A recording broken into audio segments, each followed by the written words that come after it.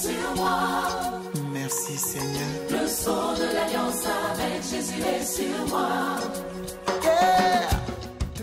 Salutations à tous, bienvenue sur notre chaîne YouTube 3M Christian Community TV. Vous êtes en train de suivre notre émission Society Me ou encore La Société et moi.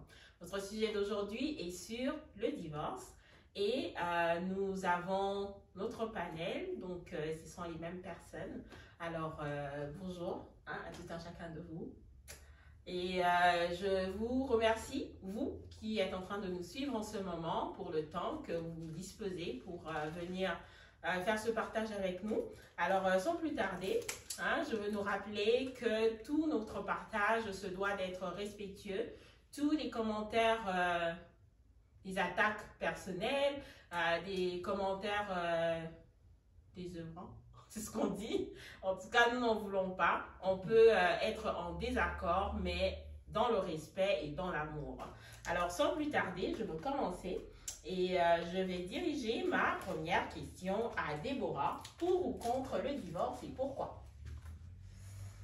Oh, I think my answer is going to be complex. I think je suis mitigée parce que il y a ce qui se passe dans le mariage, nous n'est pas au courant et il y a vraiment des cas exceptionnels, mais je suis vraiment mitigée quand ça vient à ta question. Ok. Et ok, c'est bon. On va revenir plus tard comme ça, elle va nous donner plus de détails dessus. Alors, je vais aller avec Pasteur John. Pour ou contre le divorce et pourquoi? La Bible est contre le divorce et c'est ça ma position. Pourquoi? Parce que Dieu a trouvé que ce n'est pas bon de divorcer. On ira au détail. Merci beaucoup. Donc, nous avons des gens qui se sont moqués de Pasteur John parce que Pasteur John, c'est toujours la Bible a dit l'origine. Mais il va nous expliquer. Il va nous expliquer. Et je m'en vais. JRD, votre position, pour ou contre, et expliquez-vous. Bon, c'est la deuxième saison. Je crois que les téléspectateurs me connaissent déjà. Je suis la Suisse, donc je suis au milieu. Ni pour, ni contre. Je suis pour la stabilité de famille, par contre. Et la stabilité de famille va au-delà de si on est marié ou pas marié. Et l'intérêt supérieur des enfants. Peut-être qu'on va développer comme point tout ça dit. Mais, comme encore une fois, ce qui se passe dans vos chambres à coucher ne me regarde pas. En tout cas, vivez, laissez vivre. Uncle Joe. For me personally, I would say it's tough to know exactly where you stand in terms of divorce. Is it wrong? Biblically speaking, yes.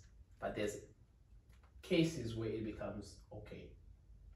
So I am not for or against, and I'm not in the middle either. Where are you? I'm more like the guy looking from the outside, explaining the two sides. Okay? No, I'm just playing. I am for it for the reasons that I shall explain later. Okay. Donc, Binonio Soka, the reason I shall explain later. Ok. La vie n'est pas blanc ou noir. Oui.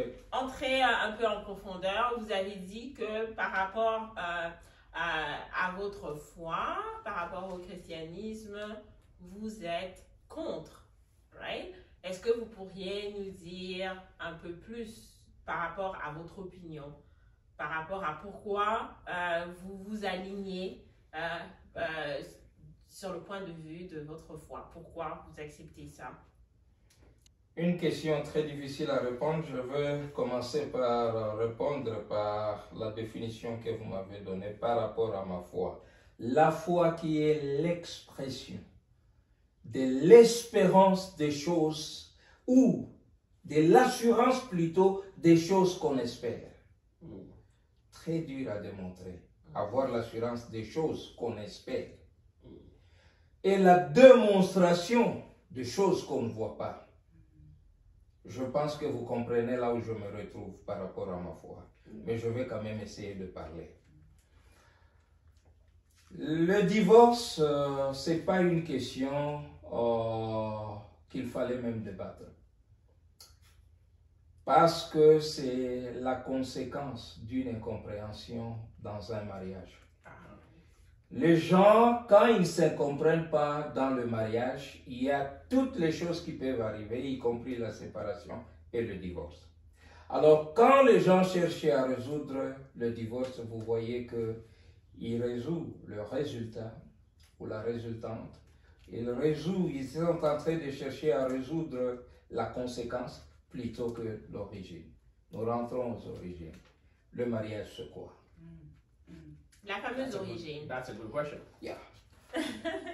Tu ne peux jamais divorcer si tu n'es pas marié. Le lawyer nous dira beaucoup. Donc on divorce quand il y a eu mariage.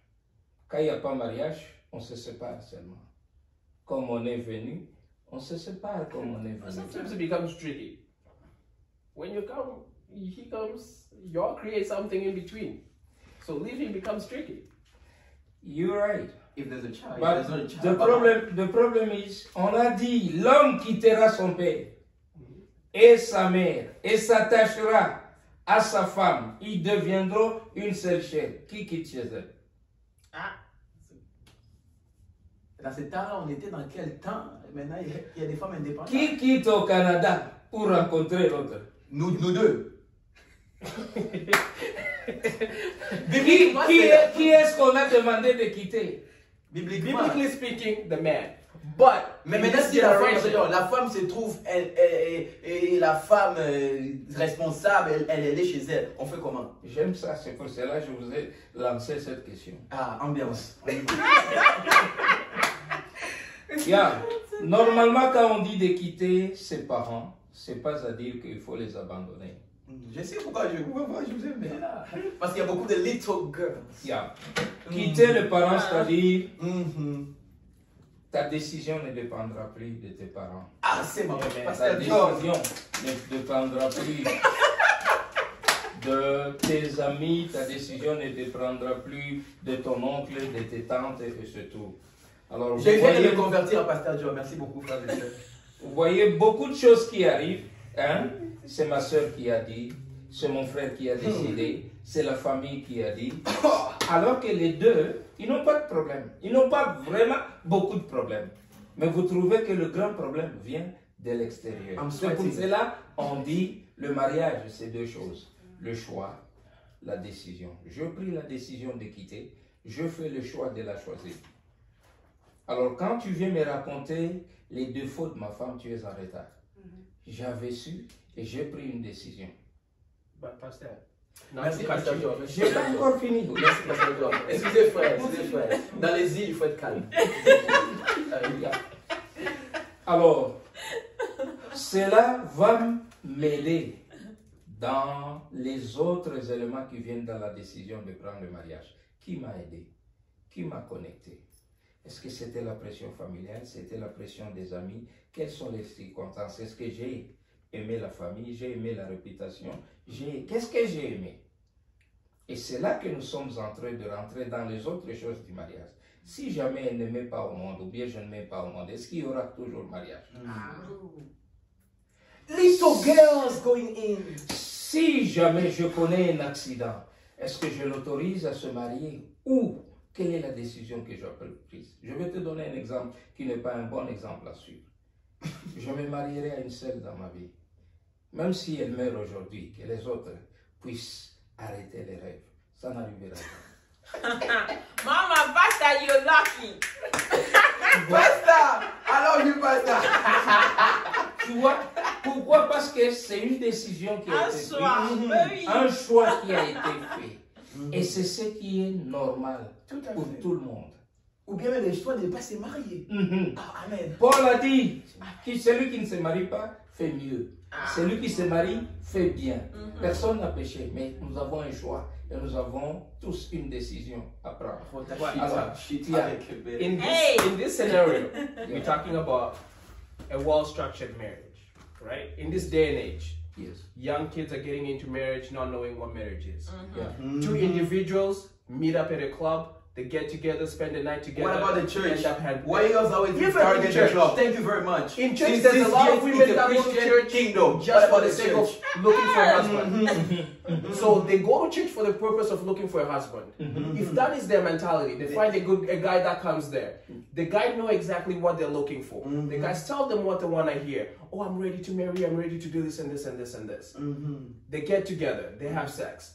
Life is good. The girl comes now.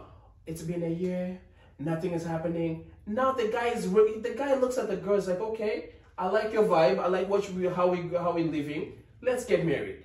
Because why? That's what the girls are asking for. He doesn't want to seem like he's a liar. He doesn't want to seem like he has only used this girl.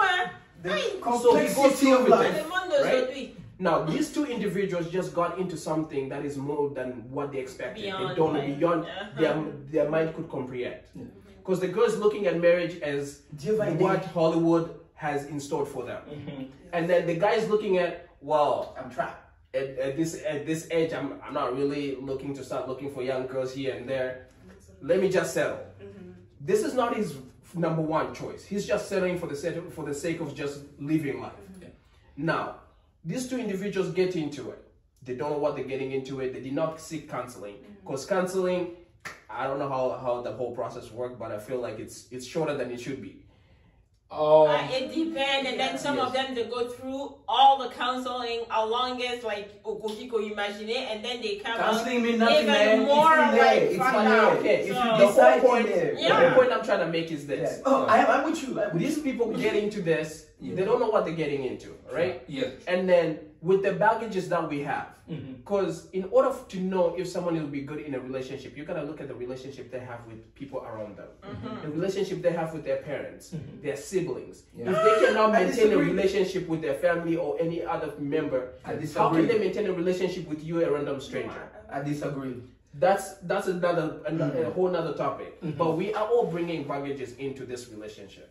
We at the get-go, we're starting it at the wrong foot. How are we supposed to end right? D'abord, j'apprécie beaucoup tes commentaires. Et je suis en train de suspecter que tu as suivi un séminaire sur le mariage, peut-être sans que les amis puissent en savoir. Tu en parles beaucoup de ce qui se disent dans le counseling et dans ce conseil. Uncle Joe, are we having a party soon? About marriage? Yeah. Oh, my wedding? Yeah. I wish. If y'all could find me a wife, y'all will have a party. I like parties. Et la première phrase de la Constitution, lorsque nous faisons les déclarations et les vœux, enter into marriage, cette portion vient de la Constitution. Quand nous disons même dans l'Église, c'est comme ça, il ne faut pas y entrer sans avoir une connaissance approfondie. Nous leur demandons. Le problème, c'est quoi? Le problème, ce n'est pas le counseling qui doit être long ou court. Le problème, c'est la personne qui fait le counseling. Parce que je peux te dire sans te tromper, quand il y a divorce, quand il y a conflit dans le mariage, ils te diront tout sauf le grand problème. Tu dois détecter le problème. Alors, si Dieu ne t'a pas donné la grâce de détecter le problème, tu ne sauras jamais. Ils te disent tout sauf le noyau du problème. Alors, quand ils te disent, à ces alentours, dans le partage, tu dois découvrir. Et quand tu découvres, tu commences maintenant à attaquer ce problème pour leur parler.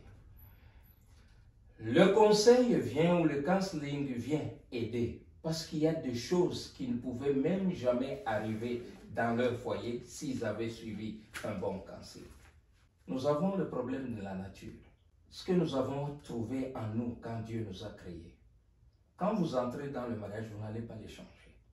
C'est pour cela le rôle du pasteur, ce n'est pas de changer la femme ou l'homme. C'est de lui informer et de les informer que personne ne changera la nature de l'homme. Merci, pasteur John. Deuxième chose, il y a ce que nous avons hérité de nos familles.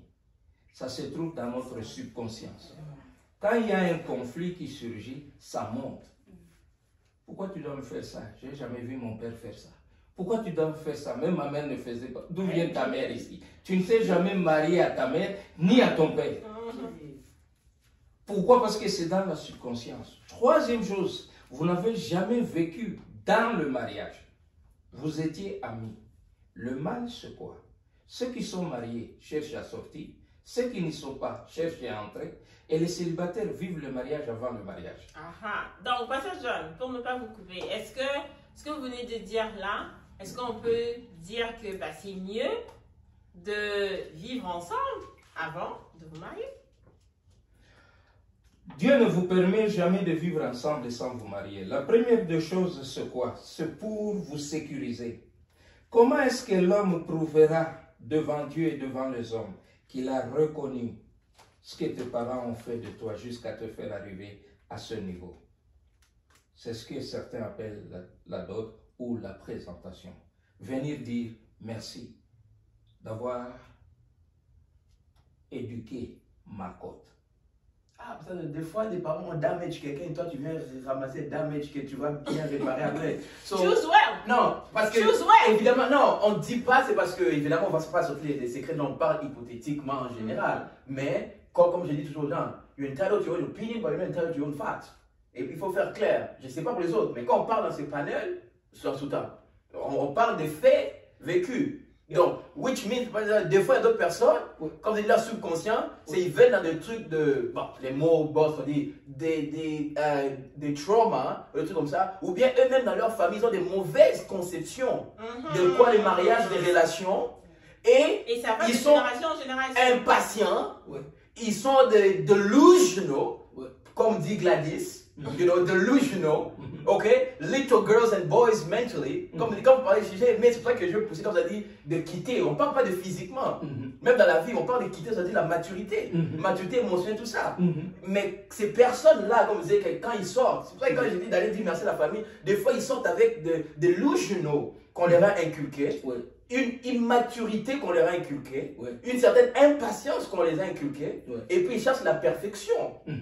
Mais ils ne savent pas que, comme la chrétienté, comme je dis toujours, quand je discute avec des chrétiens, je leur dis toujours, vous faites rire parce que la chrétienté, c'est même plus une vie de souffrance que de... Parce que quand on vous dit de porter la croix, excusez-moi, la croix, c'est pas light, hein? Ouais. Le problème, c'est quoi? Le problème, c'est quoi? J'ai utilisé à la rencontre de sa côte. Parce que quand elle n'est pas ta côte, elle va faire mal.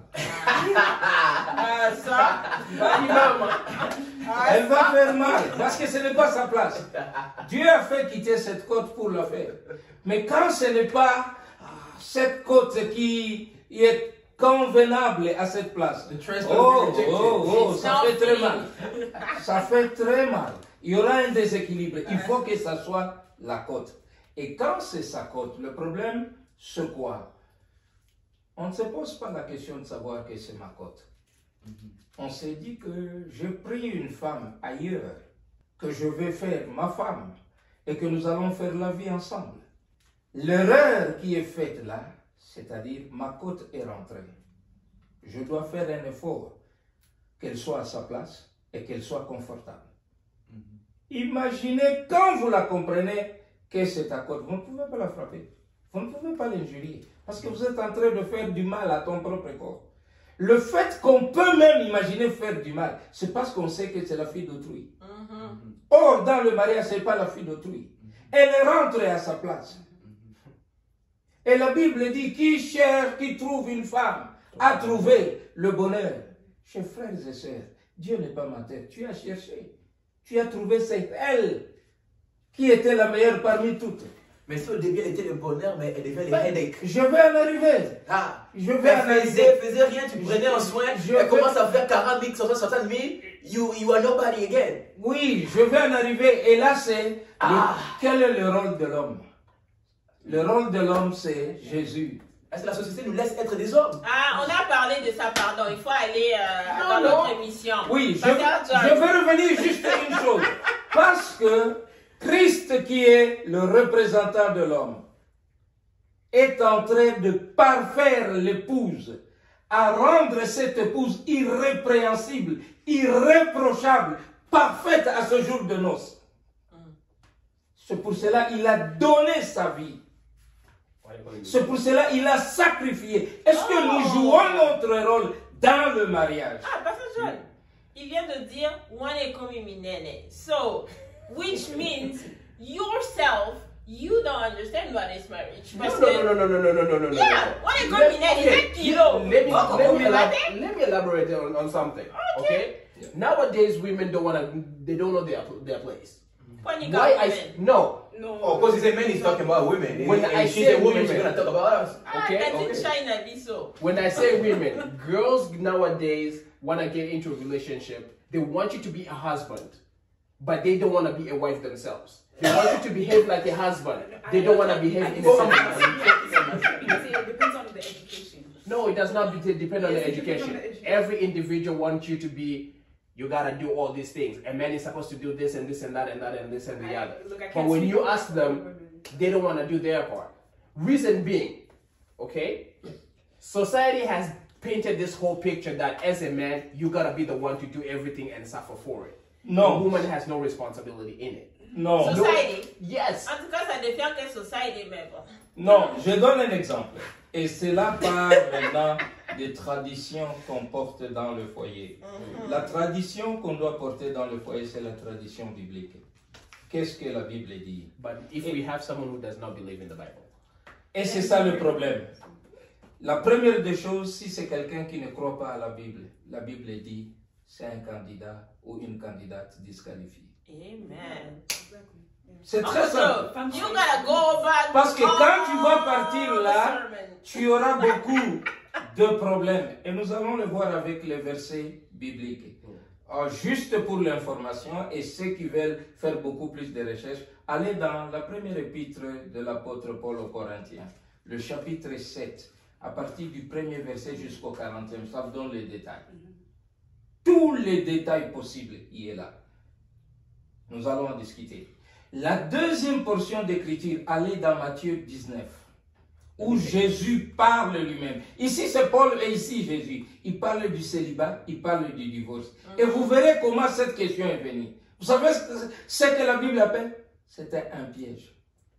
Oui, Ah, mais les John, gens- en Oui. disant ça, Oui. mais c'est. Moi, je pense que ça demande aussi, si on retourne à l'exemple que vous avez donné de quand la loi mosaïque, de quand Paul a parlé, de quand Jésus a parlé, il y a comme une zone, comment? A gray area. Comme il y a des zones grises par rapport comme au divorce, au remariage et tout ça là.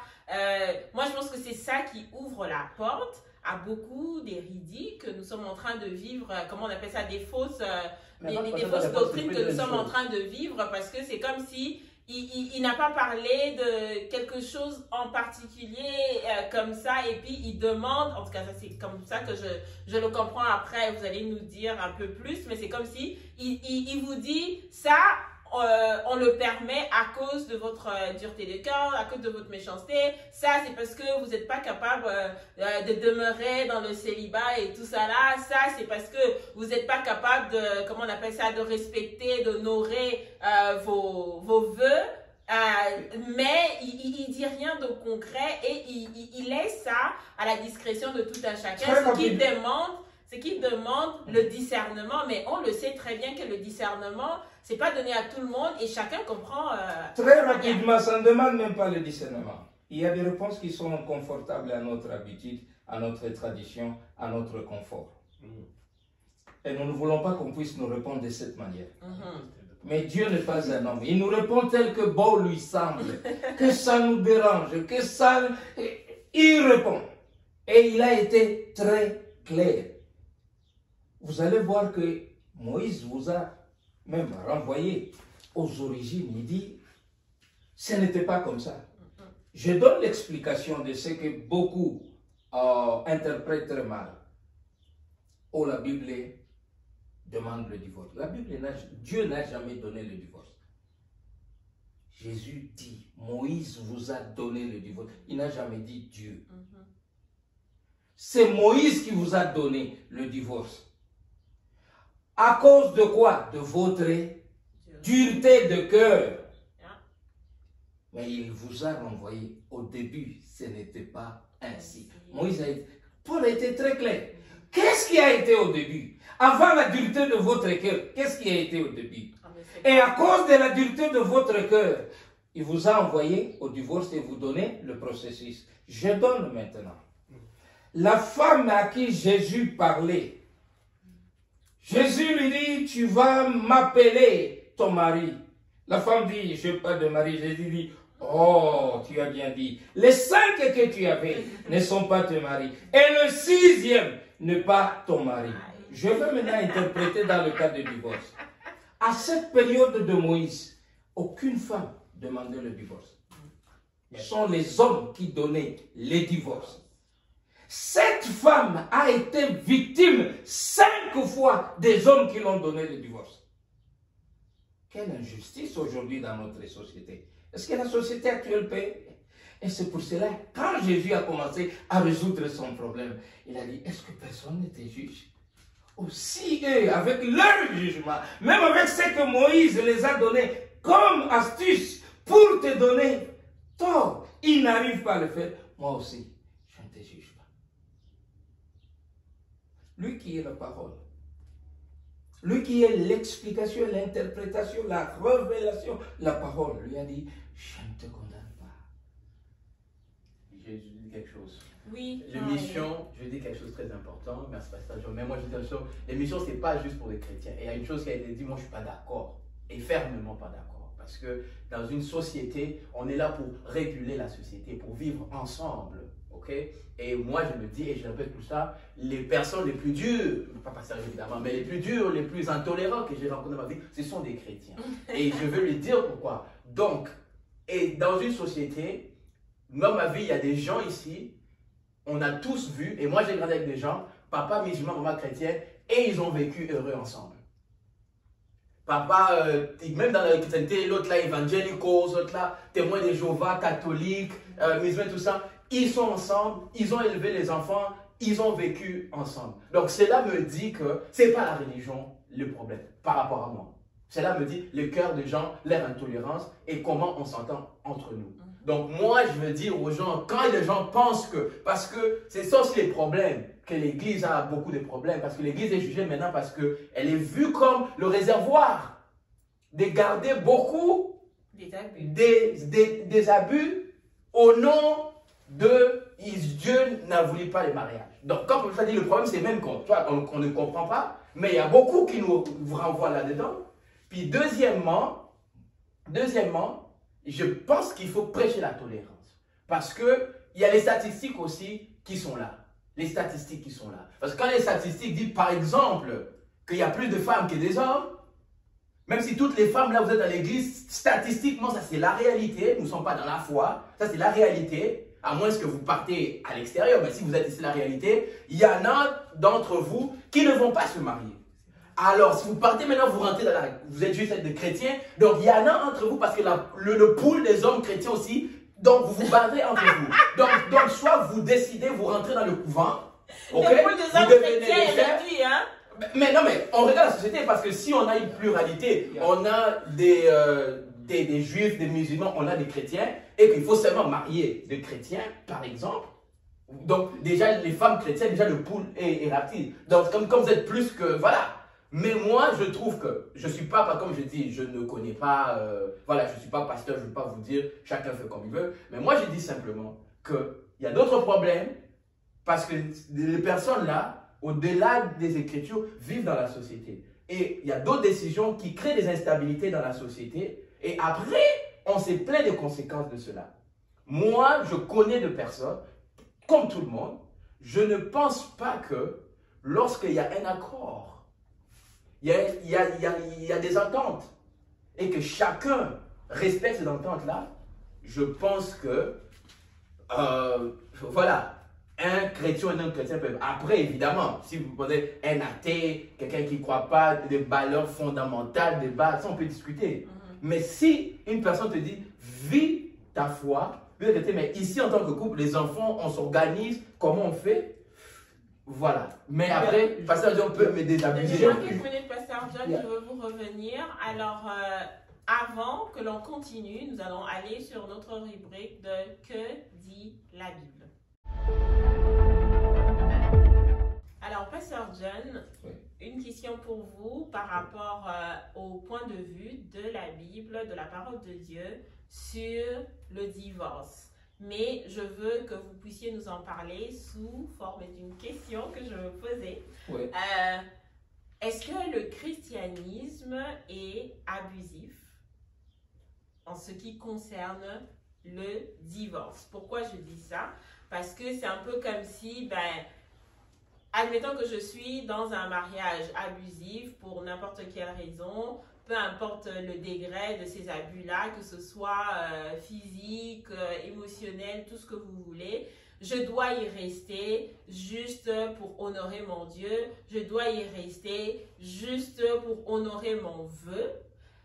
Je sais pas, moi personnellement, je me dis, je préfère être divorcée, séparée, parce que c'est différent, hein. Des fois on mélange ça. Je préfère être divorcée, je préfère être séparée et être en vie, hein, que de demeurer mariée, être misérable avec l'option d'être morte.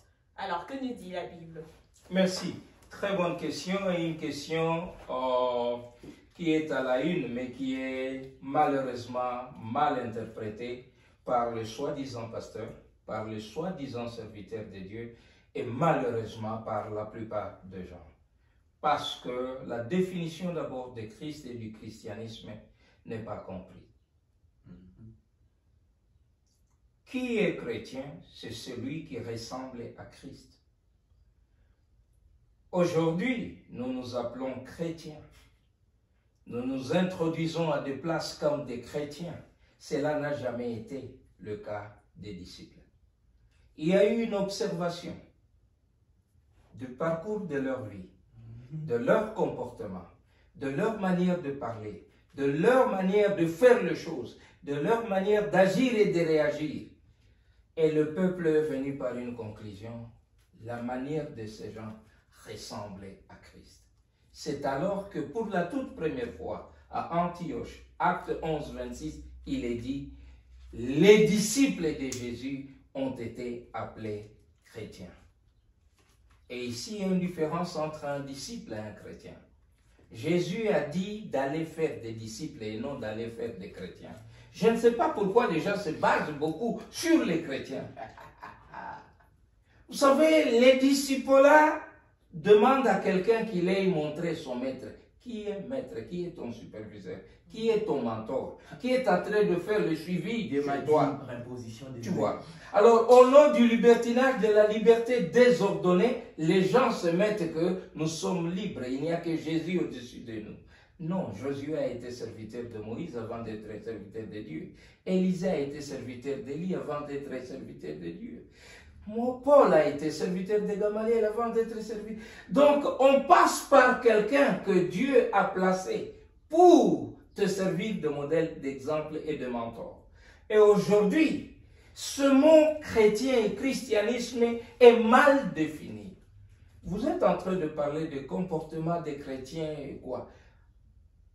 Je m'étonne si ces gens sont chrétiens parce que l'effet que vous parlez ici ne reflète pas Christ. Être chrétien n'est pas le fait de partir à l'église. Church goer.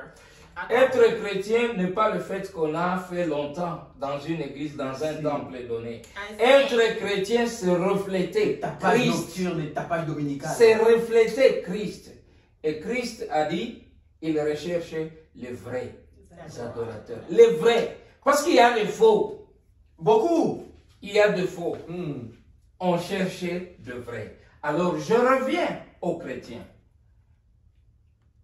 Le christianisme, c'est un mode de vie, ce n'est pas une religion. Ceux qui pratiquent la religion chrétienne, qui continuent à la pratiquer, mais elle n'est pas biblique. La pure... Il y a beaucoup de piques ici. La pure religion, selon la parole de Dieu, c'est dans Jacques 1, 27, qui consiste à visiter les orphelins, à aider les veuves et les veufs, à faire le bon acte. Vous voyez l'importance d'étudier la théologie? Vous, les Dieu m'a dit, les Écritures allaient vous apprendre ça. Merci beaucoup. Alors, c'est ça la religion que Dieu demande. Si on veut être religieux, les autres, je ne sais pas où est-ce qu'ils en tirent. Je n'en fais pas partie, je n'en ferai pas partie. Je les contemple parce que c'est aussi biblique. Il y aura ces gens et ce genre de choses dans les derniers temps. Ça ne m'étonne pas, c'est biblique. Mais pour venir à ta question maintenant, pour dire que, oh, il faut que je sois séparé, je sois divorcé par rapport à ce comportement. D'abord, le comportement, peu importe, je ne sais pas comment tu l'as détaillé, mais quand il n'est pas chrétien, cet homme n'est pas chrétien. Et le verset, la première chapitre de 1 Corinthiens chapitre 7, vous trouverez, quand vous êtes marié à un païen, vous avez le droit de divorcer. C'est pour cela que j'ai dit, nous allons entrer dans le détail. C'est clair, ça n'a pas... Vous avez le droit de divorcer. C'est clair dans la Bible. Quand vous vous mariez à un non-croyant, la Bible vous donne le libre choix. C'est parce que les gens ne veulent pas expliquer. Mais quand le croyant il est abusif, là maintenant on fait quoi? Quand le croyant amène avec lui des bagages de toxicité. Ça veut dire qu'il n'est pas croyant. Il y a beaucoup de gens qui se disent chrétiens, mais ils ne sont pas réellement nés de nouveau. Oui, soyons humbles. Mais j'allais dire, la Bible dit aussi dans 1 Corinthiens que la lumière et l'obscurité, like, je paraphrase, but the light and the darkness cannot. Intertwine. Yes, exactly, intertwine. Yeah. Is that the same? Is that also the same concept? What do you mean by that? It means a lot of things. C'est la lumière qui s'est mariée aux ténèbres ou c'est quoi? Qu'est-ce que tu veux? Je voudrais un peu de détails là-dessus pour que je puisse bien répondre. From my understanding to what he's saying, Yes. it's more like, as a wife, whichever wife or husband, Yeah. if they are Christian and they cannot marry a non-Christian. Is Yeah. that, Yes, exactly, non-believers. that's Yes. why that's the Yes. comment she's trying to Yeah. make. That's the advice of the Bible. It's clear. Okay. Yeah. But you said, Where is there? For those Yeah. of you who doesn't read the Bible, go search it out.